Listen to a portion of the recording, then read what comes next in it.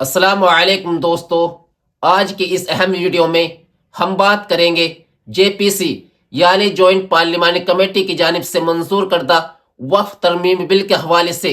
ये बिल मुल्क के वक्फ अमलाक और मुसलमानों की मजहबी इदारों के तहफ़्फ़ुज़ और इंतज़ामी मामलात में नुकसानदेह है। जेपीसी ने हाल ही में वक्फ तरमीम बिल की मंजूरी दे दी है, जो कि वक्फ अमलाक को पूरी तरह बर्बाद करने वाला है। इस बिल का मकसद ये है, वक्फ अमलाक को सरकार अपने कब्जे में लेना चाहती है और वक्फ अमलाक को अपनी मर्जी से इस्तेमाल करना चाहती है। जेपीसी के चेयरमैन जगत बीकापान ने कहा है कि इस आखिरी मीटिंग में तमाम 44 तरामीर पर तबादला ख्याल किया गया। उनमें से 14 एनडीए अरकान पार्लियामेंट की तजावीज़ को मंजूरी दी गई है। अपोजिशन अरकान ने कुछ तजावीज़ पेश की, ताहम वोटिंग के दौरान उन्हें मुस्तरद कर दिया गया, यानी वोट की अहमियत पर यह बिल पास हुआ। अपोजिशन की तजावीज़ को सिरे से मुस्तरद कर दिया गया। नाजरीन, अब आइए हम आपको राज्यसभा सांसद नासिर हुसैन की ज़बानी सुनवाते हैं क्या कुछ जेपीसी की मीटिंग में हुआ। आज जिस तरह से जेपीसी की मीटिंग में और जिस तरह से जेपीसी के चेयरमैन आज की जो मीटिंग, आज की जो प्रोसीडिंग चला रहे थे, इससे एकदम साफ था कि सरकार को संविधान से कुछ लेना देना नहीं है, जेपीसी से कुछ लेना देना नहीं है, जिसको हम मिनी पार्लियामेंट कहते हैं, पार्लियामेंट्री प्रोसीजर से कुछ लेना देना नहीं है, अपनी मनमानी चलाना है। इसीलिए हम बार बार कह रहे थे 2024 के चुनाव के आसपास कि ये सरकार को अगर 400 से ज्यादा सीटें मिले तो ये संविधान बदलने का काम करेगी।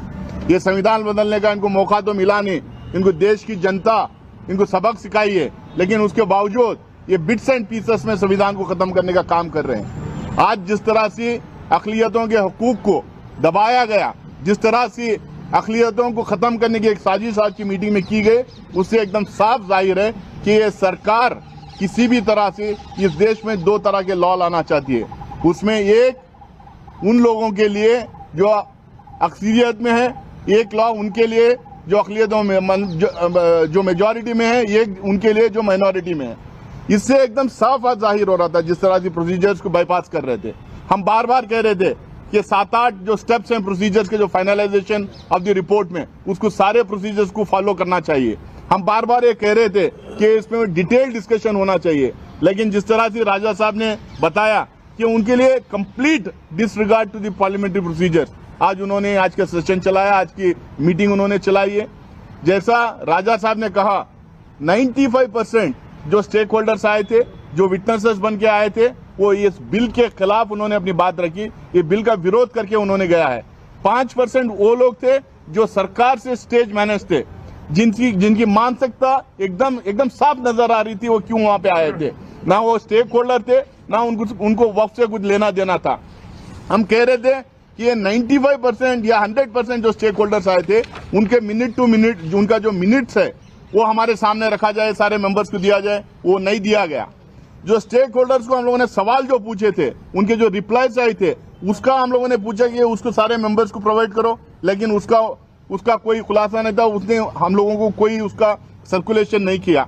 हम लोगों ने कहा कि जो मिनिस्ट्री ऑफ माइनॉरिटी अफेयर्स, जो जेपीसी के इतने सारे प्रोसीडिंग्स में जो बैठी हुई थी, उनकी रिपोर्ट की कॉपी हम लोग को दें, ताकि उनसे हम लोगों को पता चलेगा कि इसमें ये 34-35 मीटिंग जो चले उसमें उसका निष्कर्ष क्या है करके। वो दिए नहीं।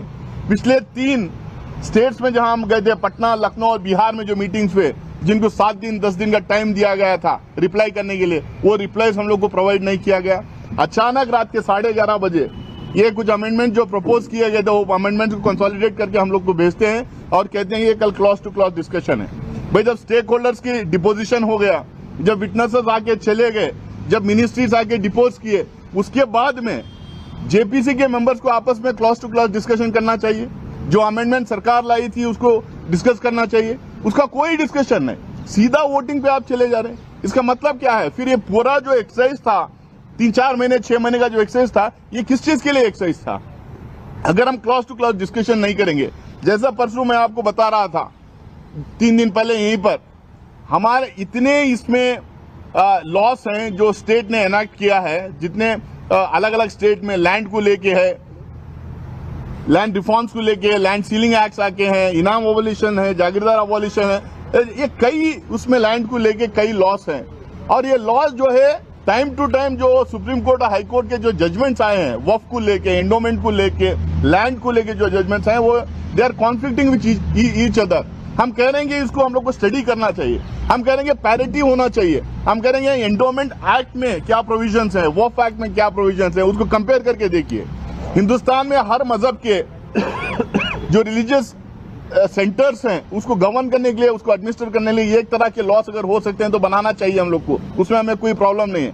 लेकिन अब एकदम साफ इसमें दिखाई दे रहा है कि वहां पे एंडोमेंट मुजराई डिपार्टमेंट के लिए अलग लॉस है, वक्फ के लिए अलग लॉस बनाए गए हैं। यहाँ पे हम लोग को ना बोलने दिया गया, ना हमारे अमेंडमेंट्स के ऊपर बात रखने दी गई।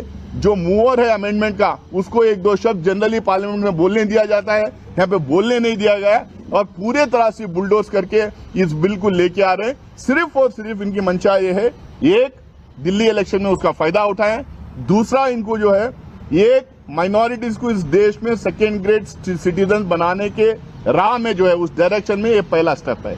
बहुत बहुत शुक्रिया आप लोग। नाजरीन, आगे देखते हैं मुसलमान इस बिल को लेकर क्या करते हैं, वक्फ बोर्ड के जिम्मेदारान का क्या रद्द अमल होता है। अल्लाह रब्बुल इज्जत हम सब की मुकम्मल हिफाजत फरमाए, आमीन।